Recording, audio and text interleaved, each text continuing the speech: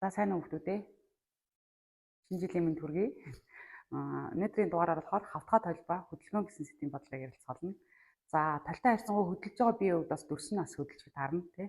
Тэгэхээр дүрс бие толь руугаа ойртоход дүрс бас толь руугаа ойртно. Ингээд ухталц хөдөлгөөний бодлого шиг болж эхэлнэ. Магадгүй бие толиноос холдоход нөгөө дүрс маань дахиад бас талтай харьцангуй холдож таарна тий. Хоёр тишээ салж байгаа юм хөдөлгөөн шиг бодогдно гэсэн үг. За тэгээд хэдүүлээ эхлээд энэ хөдөлгөөнийг ойлгохын тулд харьцангуй хөдөлгөөний тухай ярилцъя. За харьцангуй хөдөлгөөний тухай бодлого бол бага ангитай та нараас бодож исэн байх гэж бодож байна. Ухталцах хөдөлгөөний бодлого, гүйцэтгүүлэх хөдөлгөөний бодлого гэж зөндөө бодож исэн байх тий. За ухталцах үед хоёр хурдыг нэмдэг ч гэдэм юм ингээд голын урсгал багаж байвал сүрж байвал гэдэг энэ дээр дандаа харьцангуй хурдыг тооцдог байгаа. За тэгэхээр хэдүүлээ нэг жишээ бодлого ирээ. А хотоос гарсан машин тий 36 км/цаг хурдтай гэж. Б хотоос гарч байгаа машин энэ нь болохоор нэмээд 54 км/цаг хурдтай ухталцаад гарч байгаа юм хөдөлгөөний хоёр хөдөлгөөний бодлого байлаа гэж бодъё л та. Тэгвэл энэ хоёр хурдыг ингээд уулзах хугацааг нь олохын тулд та нар багаангдаа бол шууд хурдаа нэмээд тооцчихдаг тий. За тэр нэмсэн хурд яаж гардаг юм бэ гэхээр энэ бол юу гэхээр А-гийн хурд, А машины хурд тий. Энэ БА гэсэн хурд, энэ Б гэсэн энэ Б машины хурд баггүй. Тэгэхээр энэ хурд бол физик хэмжигдэхүүн маань бол чиглэлтэй хэмжигдэхүүн тоон утгаас гадна тэр нь заавал чиглэл байдаг.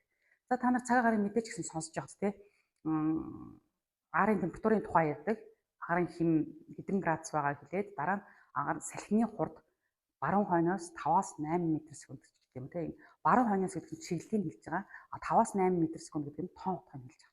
Тэгэхээр физикт ингээд тоон утгаас гадна бас чиглэлтэй байдаг ийм хэмжигдэхүүнийг бол вектор хэмжигдэхүүн гэж нэрлээд дээрээ ийм ингээд сумтаагаар ингээд тэмдэглэждэг байхгүй. Одоохондоо хэлбэл энэ дээр ийм сумтаа гэдэг юм. Вектор хэмжигдэхүүн чиглэлтэй бас тоон утгатай гэсэн үг. Тэгвэл одоо А машины хурдыг Б-тэй харьцуулсан тийм хурд гэсэн үг. А дээр суучаад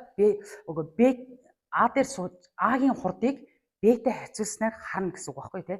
Тийм харьцангуй хурд маань бол Б-аагаас хасах нь өөрөх нь урдаас энэ ирж байгаа машины хурдыг хассантай тэнцвэр. Энийг А-гийн Б-тэй харьцангуй хурд гэж нэрлэдэг байхгүй.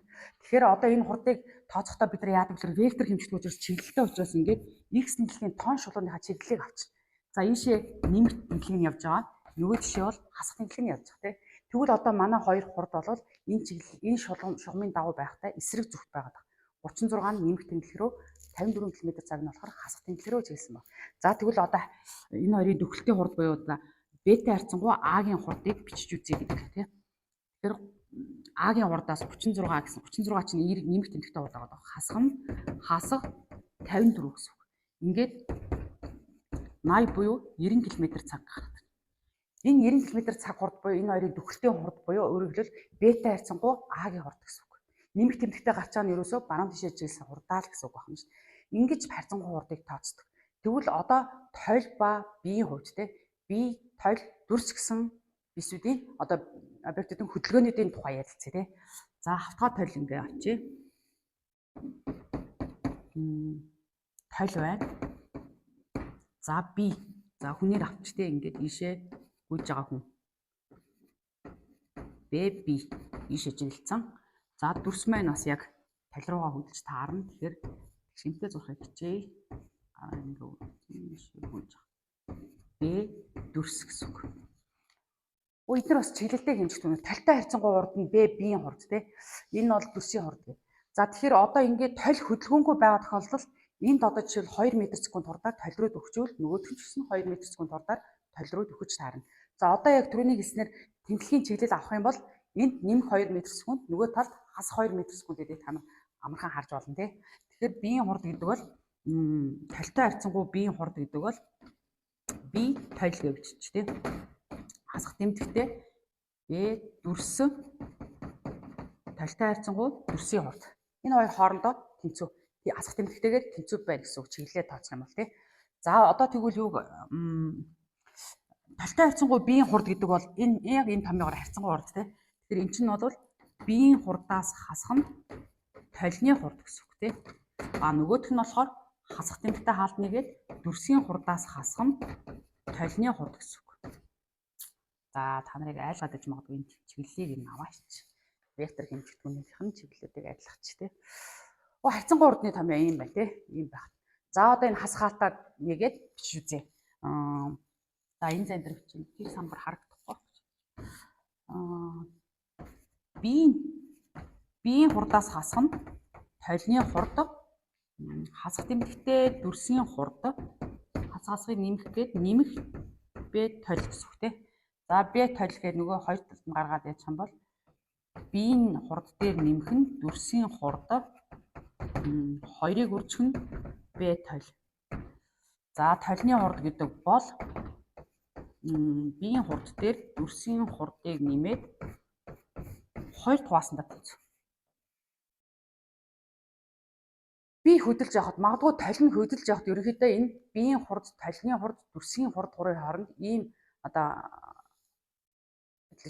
юу байгаад харилцан хамаарал холбоо байгаад байна гэсэн үг тийм. Хэдүүлээ жишээ бодлого дээр бодож үзье юм байна. За 2 м/сек хурдтайгаар төгсөн гэж бодъё тийм. За толь маань одоо хөдөлгөөнгүй байх үед бол энэ хас 2 гэж шууд гарч. Толио бас хөдөлгөж тийм. Толио болохоор хүн рүүгээ 1 м/сек хурдтайгаар дөхөж байгаа. Өөдөөс нь хүүхдийн өөдөөс нөгөөх нь 2 м/сек-аар толь руугаа бас дөхөж байгаа. Ийм хөдөлгөөний үед дүрсийн хурдыг олох юм бодлого бодож үзье. Дүрсийн хурдыг болох бодлого бодож үзье. За зарим дээдлэлт нь байгаа юм ялах чи.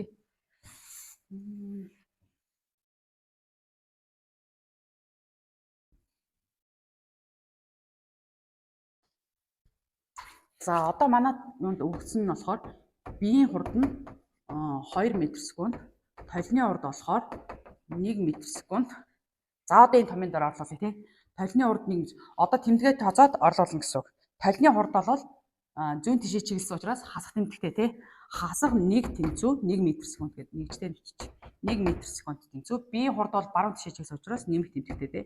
2 м/сек дээр нэмэх нь дүрсийн хурд хуваах нь 2 гэсэн үг.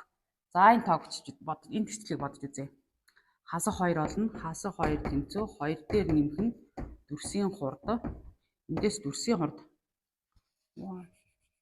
B дүрс. B дүрс гэдэг бол хасах тэмдэгтээ 4 м/сек гэсэн. Одоо энэ хасах тэмдэгт санаа зовлтгүй гэсэн. Хасах тэмдэг бол юунд тухай ярьж байгаа вэ гэхээр дүрс нааша явж байгааг зааж байгаа гэсэн үг тийм. 4 м/сек хурдтайгаар нааша хөдөлж байгаа юм шиг харагдана л гэсэн үг.